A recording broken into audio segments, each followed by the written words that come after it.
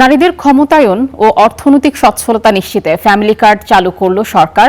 আগামী ৫ বছরের মধ্যে নারী প্রধান সব পরিবারে ফ্যামিলি কার্ড পৌঁছে দেওয়ার ঘোষণা দিয়েছেন প্রধানমন্ত্রী তারেক রহমান।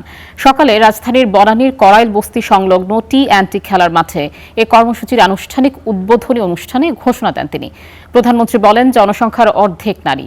তাদের ক্ষমতায়ন, শিক্ষা ও অর্থনৈতিক সচ্ছলতা নিশ্চিত না করলে এগিয়ে যাওয়া সম্ভব নয়।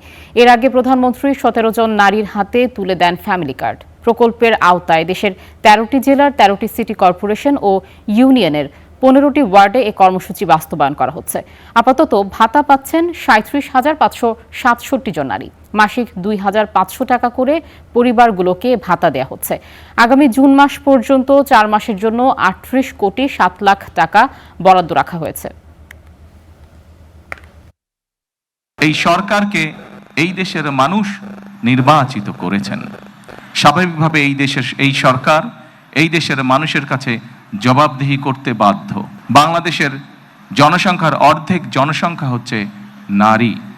আমরা দৃঢ়ভাবে বিশ্বাস করি, এই অর্ধেক জনসংখ্যাকে যদি আমরা পেছনে রাখি, এই অর্ধেক জনসংখ্যাকে যদি আমরা এম্পাওয়ার না করি, তাদেরকে যদি ক্ষমতায়ন না করি, শিক্ষা এবং অর্থনৈতিকভাবে তাদেরকে যদি ক্ষমতায়ন আমরা না করতে পারি, তাহলে অবশ্যই দেশকে কোনোভাবেই সামনে এগিয়ে নিয়ে যাওয়া সম্ভব না।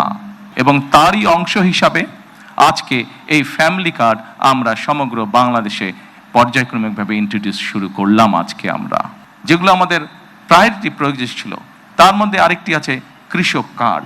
সেই কৃষক কার্ডের কাজও আমরা শুরু করেছি ইনশাআল্লাহ। ঠিক আজকের এই অনুষ্ঠানে আমরা যেভাবে ৩৭,০০০ মানুষের কাছে, ৩৭,০০০ নারীর কাছে আমরা ফ্যামিলি কার্ড তুলে দিতে সক্ষম হয়েছি, ঠিক একইভাবে